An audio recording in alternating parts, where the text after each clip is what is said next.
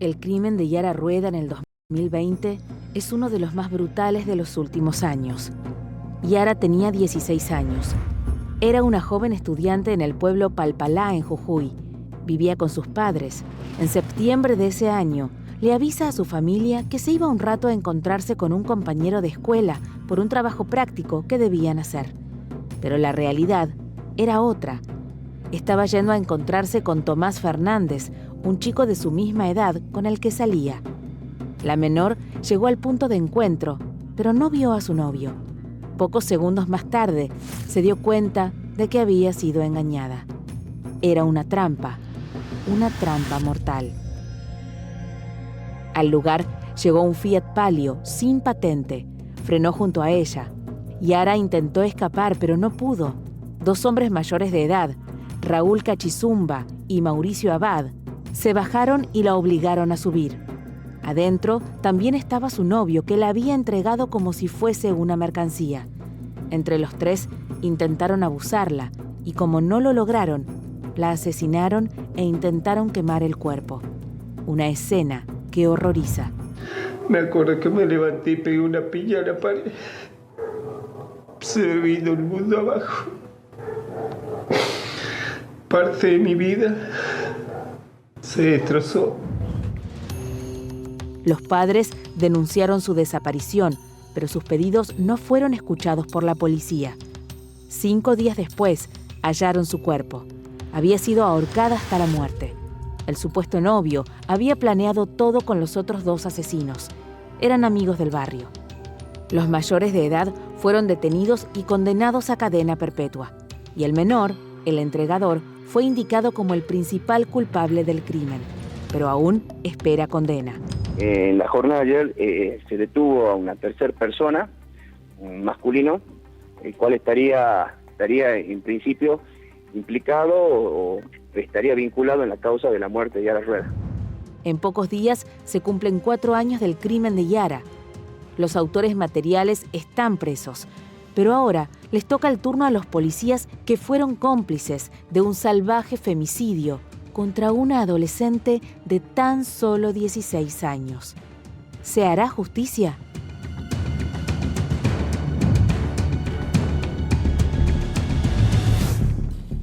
Tiene que hacerse justicia. Por eso estamos tratando el tema de Yara hoy en el arranque de EDM, Martín. Pongámonos un minuto y del otro lado pónganse un minuto en la piel de Yara en ese 23 de septiembre del año 2020. Están a punto de cumplirse 4 años. Al mediodía de ese 23 de septiembre, Yara Rueda, como bien repasaba el informe, sale de su casa, le dice a su familia una pequeña mentira adolescente, le dice que en realidad le iba a llevar una carpeta a un compañerito de colegio porque Yara tenía 16 años y en realidad Yara se iba a encontrar con el chico con el que estaba saliendo, con su noviecito de ese momento.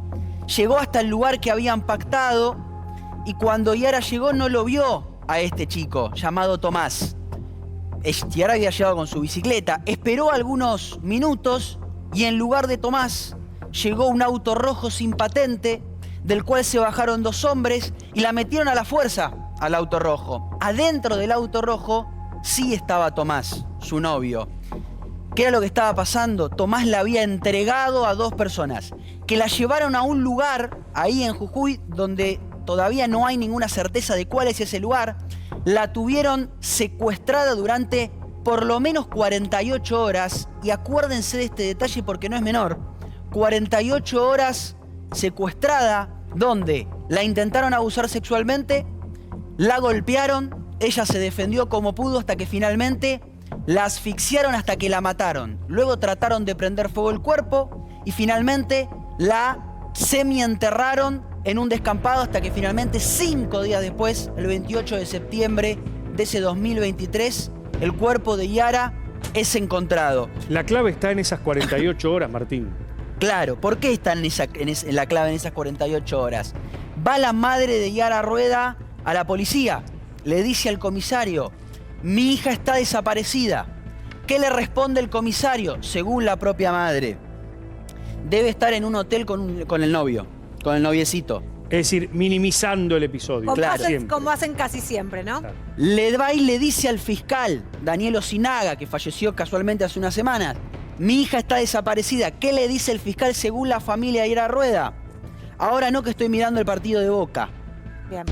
Con eso se topó la familia de Yara Rueda al principio de la búsqueda. Ni estaba con el novio en un hotel, ni se había ido porque estaba peleado con la familia, como también quisieron decirle. Todo lo contrario. Y como siempre, ¿no? Que las primeras horas son tan fundamentales. Son fundamentales. Y nunca, o casi nunca, les dan bola. Son fundamentales. De hecho, hay una... ¿Cómo llegan a los acusados? Porque a este momento hay 2 personas con prisión perpetua y faltan enjuiciar a otras 8. Esas otras 8 personas son policías que no hicieron lo que tenían que hacer. En el momento en el cual estaban buscando a Yara, aparece en un vecindario cercano donde había desaparecido un hombre completamente lleno de barro, desencajado, con una pala en la mano, y se cruza con una vecina. Y la vecina le dice, ¿qué pasa? ¿Por qué estás así? Lo que pasa es que el flaco se pasó con la piba, le dice. Nos estábamos divirtiendo, pero el flaco se mandó una cagada. Ese hombre era el que terminaba de... Recién había enterrado a Yara, estaba escapando efectivamente de la policía y estaba confesando lo que habían hecho, que se habían propasado, según ellos mismos explicaron, hasta que finalmente la mataron. Y siempre, lamentablemente, tenemos que hablar otra vez de la trama policial detrás, ¿no? Siempre. Porque ayer también mencionábamos en el otro femicidio del que, en realidad el suicidio inducido del que hablábamos ayer con el propio padre de la víctima, de una mujer cuyo caso, digamos, termina siendo de alguna forma al principio por lo menos encubierto por la policía. Sí, y además el tema de la negligencia, de la impericia, del no buscar, ¿no? Del subestimar la denuncia de una madre, Martín. De hecho, están buscando, tiene algunas cosas, este caso tiene algunas particularidades increíbles.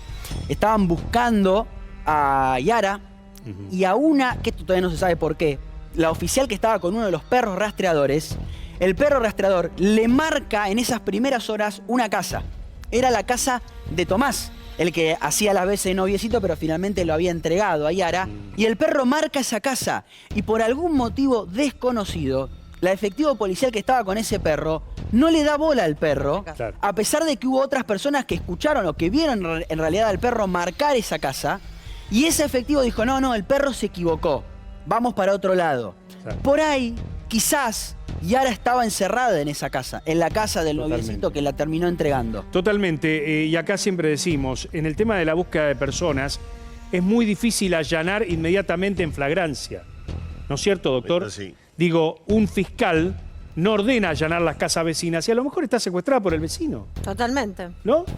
Bueno, lo que pasa también es que hay muchas causas de desapariciones que después terminan resolviéndose porque la chica aparece, porque se fue con un novio. O sea, Está hay bien, pero mucho... no se puede tomar más en cuenta eso de usamos el tiempo sin sentido, cuando en otros casos, si se hubiese hecho las cosas antes, hubiesen encontrado y hubiesen evitado muchas muertes. Siempre muchos que, asesinatos. siempre que hay una muerte como consecuencia de una persona que desapareció, obviamente no se hizo nada en el periodo donde Exacto. estaba viva. ¿Saben cómo? No hay sospecha más grande que una chica con un novio. A juzgar por las estadísticas. Yo lamento tener que decirlo. Sí, la verdad. Pero el novio es un riesgo. A juzgar por las estadísticas de femicidios en la Argentina. El novio, el marido, el esposo, la pareja. Son siempre ellos, en más del 65% de los casos, según casi todos los observatorios, los femicidas. Entonces, una chica con un novio está en situación de riesgo. Pero, Esta es la gravedad de la que estamos hablando. Y aparte, no está fíjense- siendo amada. Y aparte, no está fíjense, siendo amada. perdón, André, digo esto nada más. Raúl Cachizumba y Mauricio Abad eran 2 delincuentes de poca monta que había en esa zona de Jujuy. Delincuentes que tenían varias entradas. Rateritos. Exactamente, de poca monta. Y este chico, que ahora ya es mayor, por eso decimos el nombre, Tomás Fernández, era un vecino de la zona que había empezado a tener una relación con estos 2 delincuentes.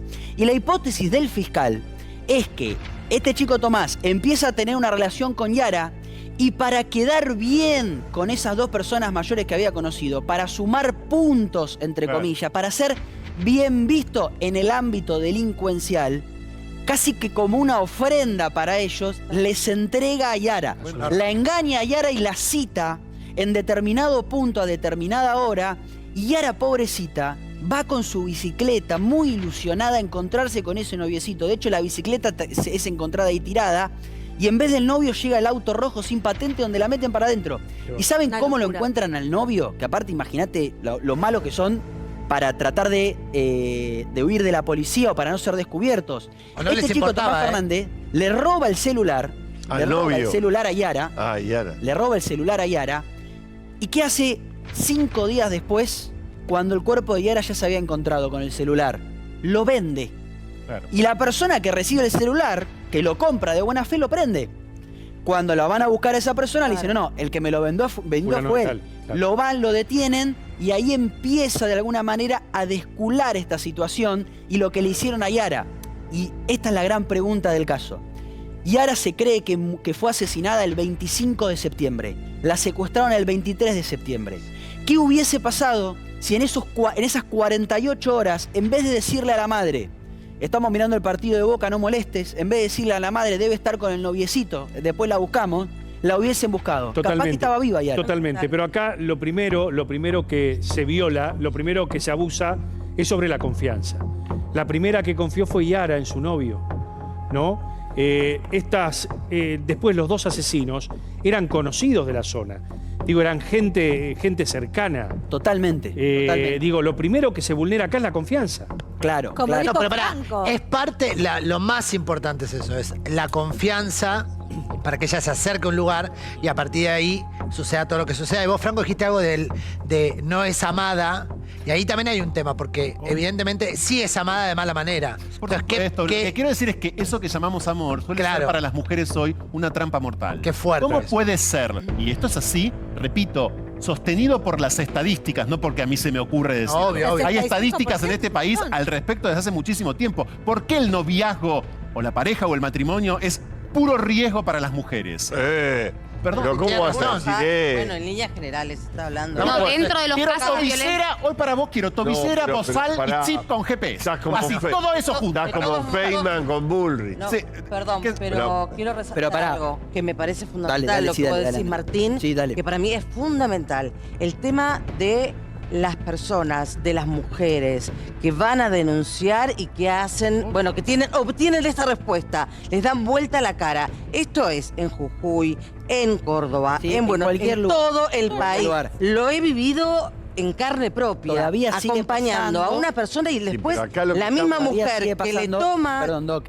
Perdón, André. Perdón, Digo, sí. Y es falso de toda falsedad que haya que esperar las famosas 24 horas. No, Esto es es que- completamente Eso no es mentira. verdad. Miren este documento donde acá queda explicitado lo que yo les contaba recién. El documento dice, el encartado por este chico Tomás Fernández sustrajo el teléfono celular y la bicicleta de la víctima para posteriormente entregárselo a otro familiar, porque tiene su mismo apellido, para que éste los vendiera. O sea, no solamente le había entregado este pibe, que en ese momento tenía 16 años, no solamente le había entregado a unos tipos, sino que además le había robado la bicicleta y el celular para después venderla. Terrible. Es terrible, es Manotazo por terrible, todos lados, es terrible. Mira, acá tenemos otra donde habla justamente de los acusados. Raúl Arnaldo Cachizumba y Mauricio Abad, alias El Flaco.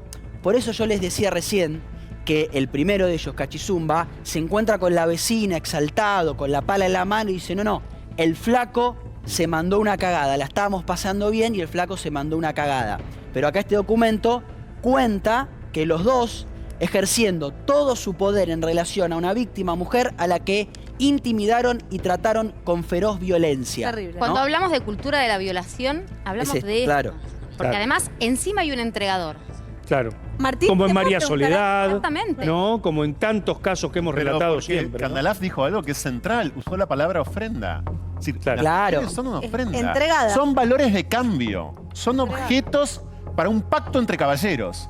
El pacto entre caballeros, ¿cómo se despliega? ¿Cómo se salda? No, pero pará, pero. Es la cosificación en su máxima expresión. A ver. A mí me parece que. Habla Simón de Beauvoir. No, pero atención.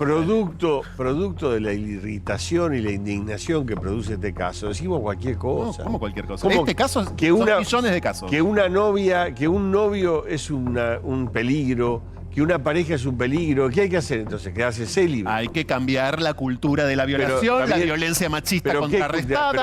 pero para un violador, hay 1 millón de parejas donde no hay violadores. Pero si hay un 65% de casos de mujeres que terminan asesinadas por su pareja, sea esposo, pareja, novio o lo que sea, pero siendo pero hombre a partir y del mujer. universo de los asesinados. Si no, quedarían de los 24 millones de Pero en la Argentina. no está generalizando, doctor, Pero está hablando estamos sobre hablando de este estadísticas. Cualquier novio peligroso, cualquier pareja me peligrosa. parece que, a ver, vamos de vuelta. Cualquier hombre es no un quiero ser violador en exégeta de potencia. Franco. Estoy tan bien rodeado que quiero que hablen ellas. A ver, Quiero que hablen las no mujeres quiero- para contrarrestar la barbaridad que Están estás diciendo. contaminadas por vos. no quiero ser exégeta de... Están contaminadas por mí, de- acaba de decir. No, perdón, pero ya teníamos nuestro pensamiento crítico propio. Bueno, entonces lo contaminaron ustedes a él.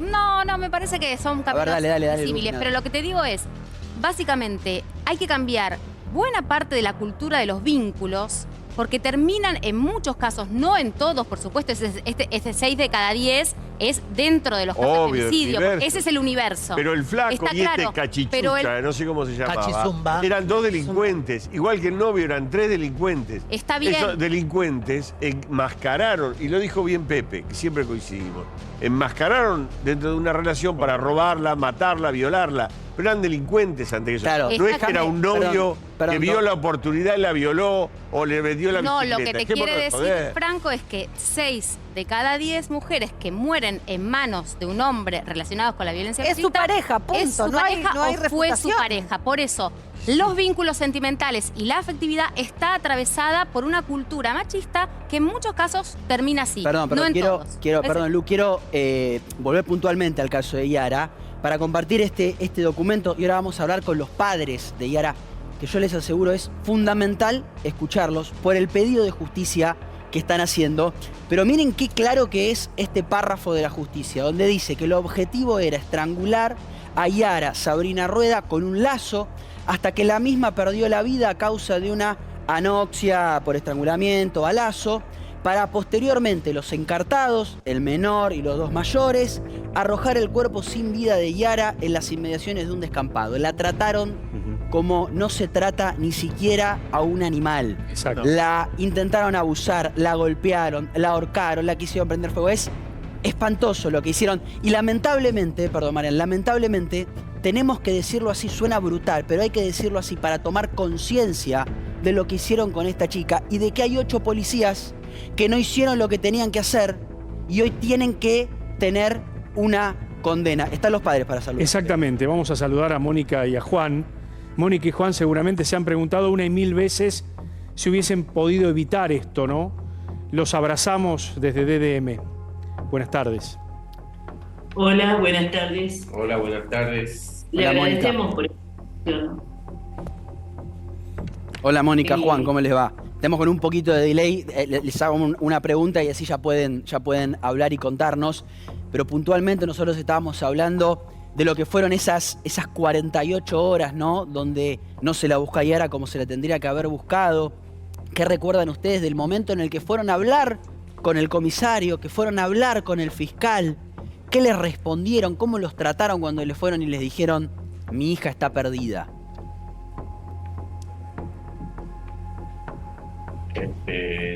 Buenas tardes. Yo fui a radicar la denuncia a la brigada de Palpalá, a la brigada de investigaciones. Me toman la denuncia y a los 5 o 10 minutos llega mi señora con un diputado de la provincia,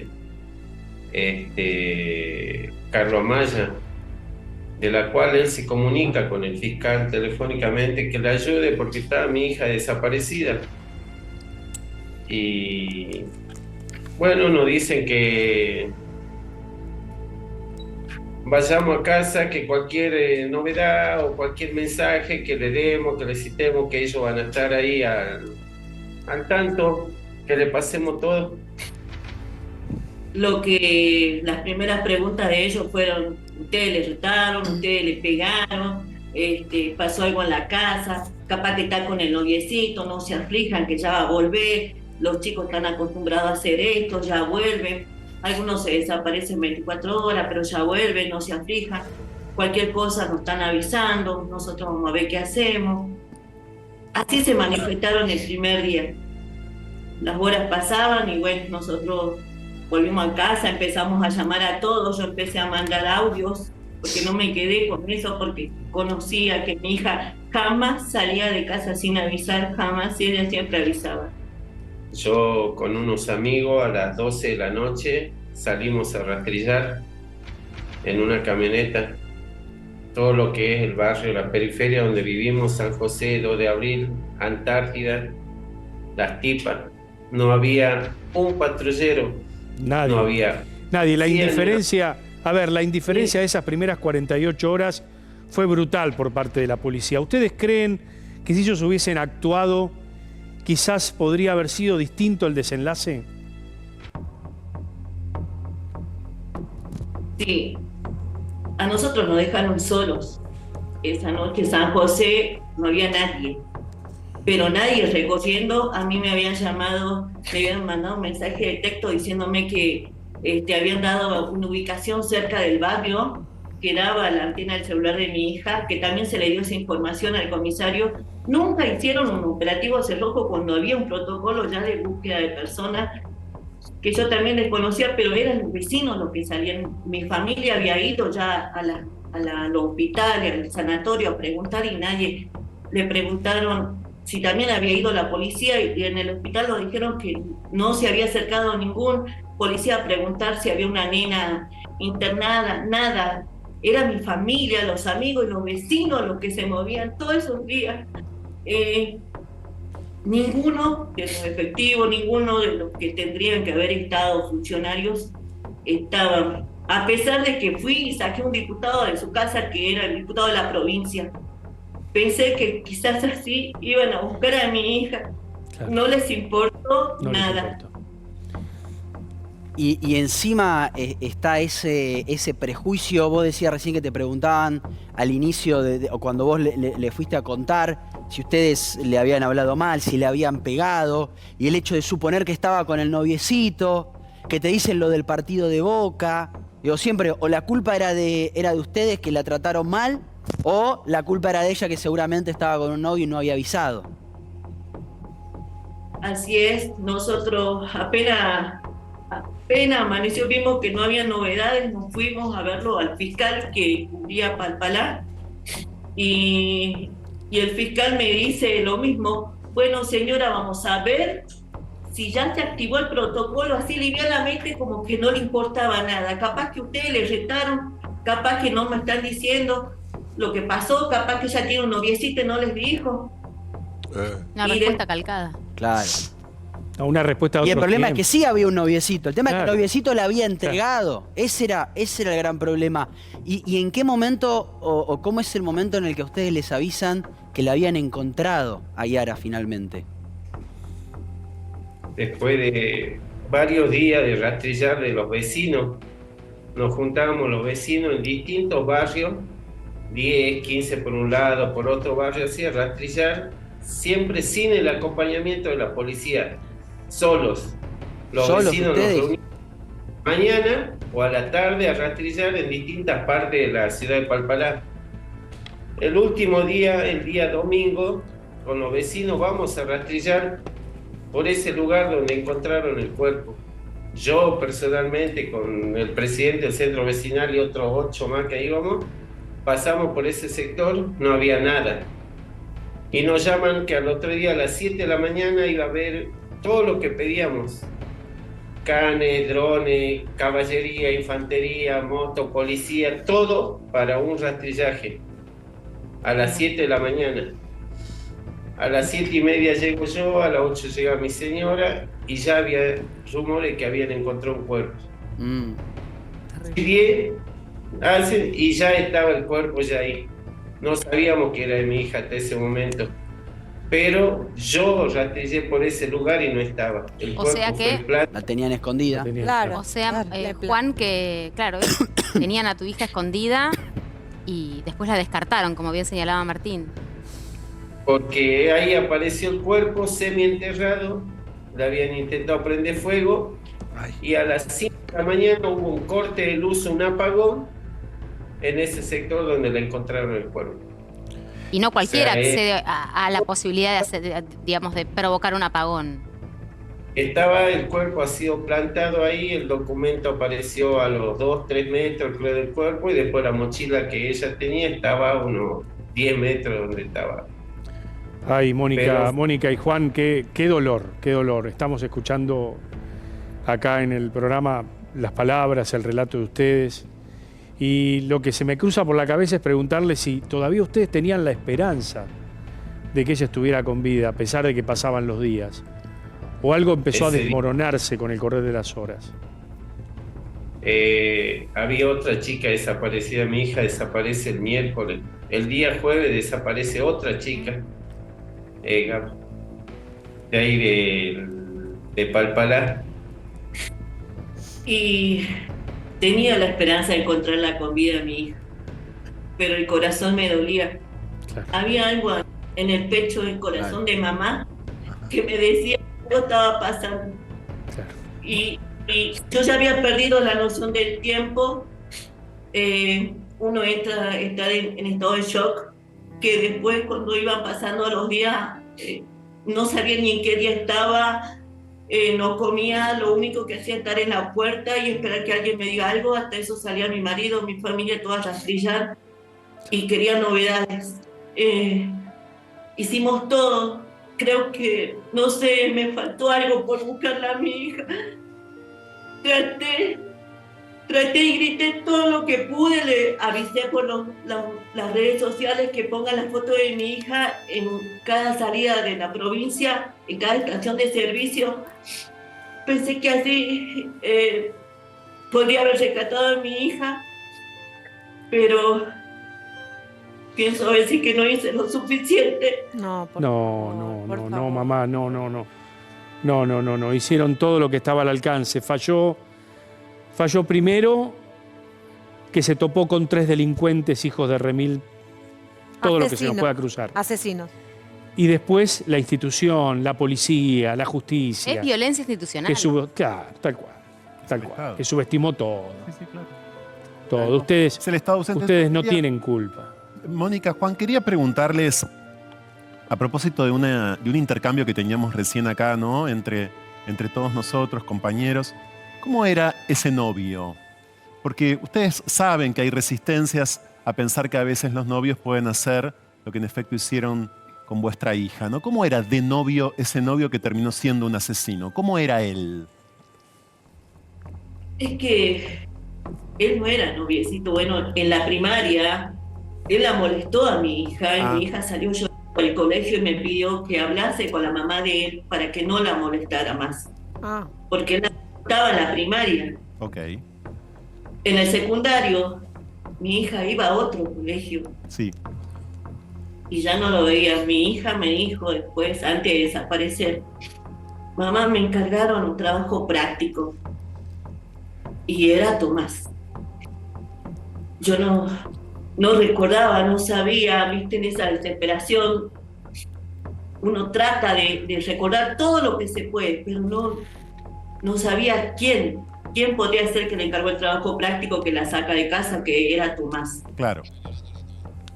Así Entonces que, no era el novio, no era el novio. No era oficialmente novio, era... No, un Claro, no lo pretendiente. conocían, claro. Una cosa así. Un acosador. estaba obsesionado con mi Ah, hija. Ah, Ya no le daba lugar. Entonces, bueno, para mí fue por ahí, y bueno, es como dice usted, la entregó como un trofeo. No, pero hay un punto que dice Mónica, esto de que estaba obsesionado con ella. Mónica, te quiero preguntar, y a Juan también, obviamente, cuando ella se retira, que se va con la bicicleta, ¿ustedes estaban al tanto que ella se iba a encontrar con esta persona? No, nosotros estábamos trabajando, ella estaba con su hermana ahí en casa. Yo la llamo por teléfono a las 5:30, 6 de la tarde, y que ya habían comido y que estaban por tomar té. Y bueno, corto. Después su hermana dice que ella recibió un mensaje 6:30, 7 menos cuarto, y que ella le dijo: voy a entregar un trabajo práctico, vuelvo y para que tomemos el té. Ajá. Y la mochila, el celular y la carpeta. en la bicicleta que queda a 4 cuadras de la casa donde vivimos. Y nosotros llegamos 7:30, 8, y no estaba la bicicleta, y ahí mi hija dice que ella salió a entregar un trabajo práctico al tanque de agua. Y yo salí, fui corriendo, no había nada, estaba vacío. Y ahí mi señora me dice, anda ya, hacer la denuncia ya, porque algo le pasó. Mirá. Algo le pasó. Tenían el instinto, evidentemente, el presentimiento, claro, de que algo había sucedido. Mónica, Juan, le mandamos un abrazo enorme y por supuesto que desde acá vamos a hacer fuerza para que se llegue a ese juicio para con esos 8 policías que no hicieron lo que tenían que hacer. Les mandamos un beso enorme, gracias. Por favor, gracias a ustedes por el espacio. Y bueno, nosotros este 24 de septiembre se cumplen 4 años. 4 años. Del día de Yara. Y seguimos esperando que Tomás Fernández, el que la saca a mi hija a la casa, tenga condena, una condena ejemplar, ¿no? Claro, claro que Y sí. porque hasta ahora la jueza de menores no se pidió y él no tiene condena. Así que bueno, nada. Vamos a pelear, vamos a pelear por eso, Mónica. No los vamos a abandonar desde acá, por supuesto. Beso grande a los dos y gracias.